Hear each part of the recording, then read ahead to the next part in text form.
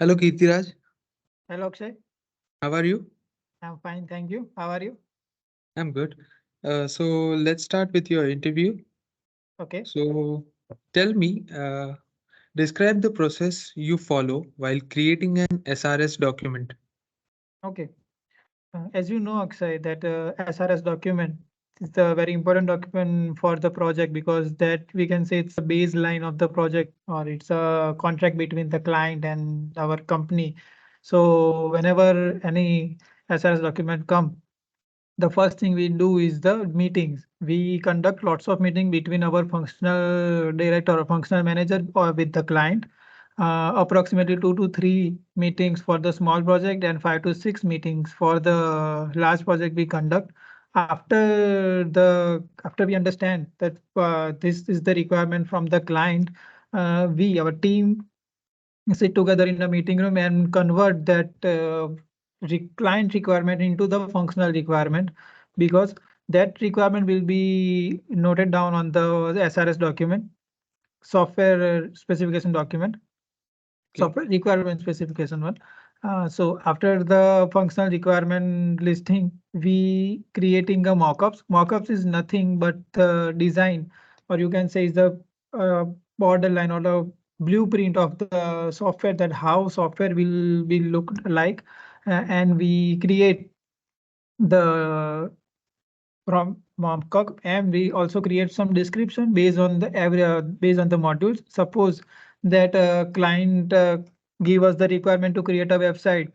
So we based on his requirement, we analyze okay that website include home page, product page, about us page, and contact us page. So in SRS, we create module for each page and describe in detail that what will be the information will be display over the each of the page. After creating the SRS document, the document goes to the approval process. We have a in my previous company, we have a three level approval process. After the final approval, this SRS will be sent to the client via email in a DocuSign service. Once client confirm and sign that SRS via DocuSign, then our development team start the further development. So this is the whole process that how I create the SRS document. Okay, good. So coming to next question, how do you design front-end application design? Elaborate in step-by-step procedure. Okay. So front-end application, every application has a two sides, front end and back end. For the specifically for the front end, we got the functional requirement from our manager. First of all, we understand the requirement that what actual that requirement says to us that how we need to build that module. We convert that functional requirement into the technical requirement.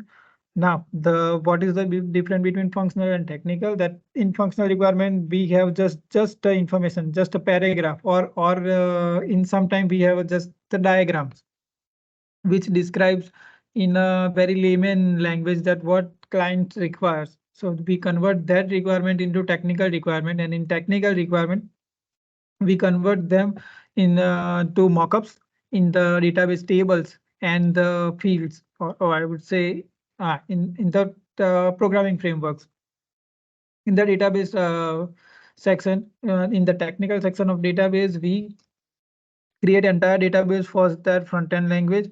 We create mockups for that language, so our developers is know that okay what they should need to build over there.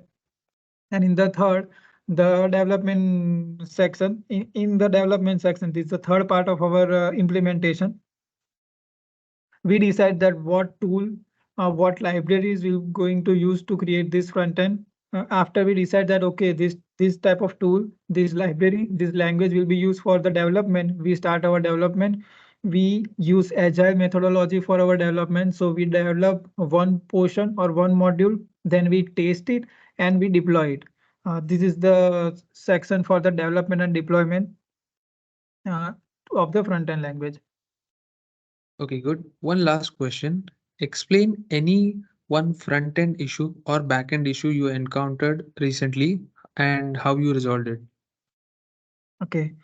Actually, in previous, I encountered lots of issue in both front end and back end. But the issue which I remember, and I would say it's a very critical one, is the integrating DocuSign functionality in one of our big application.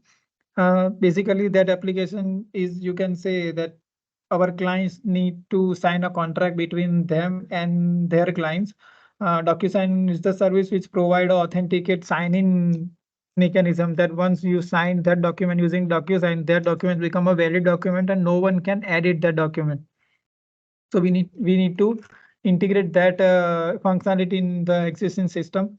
The problem is that our existing system is the client existing system is developed in a very old version of Node.js, the Node.js 11.0, and DocuSign supports only 11.03 version and not older than that. That was the biggest challenge we need to face. We need to update our client's existing application, then implement that DocuSign functionality.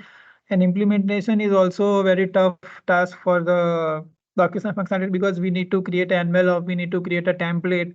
So with that old code and with the new code, the classes in between is the very high number of that classes generate very high number of errors. So we resolve them, and in the last, when we resolve all the error and implement the functionality, we still need to uh, decide the flow, that how our client wants to sign that contract to their customer. They just need a two-person sign, three-person sign, or they just require a single person sign.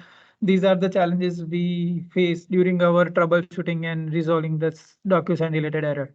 So yeah, this is the rest. Okay, impressive. Thank you so much, Kirtiraj. We'll revert you Thank back. you.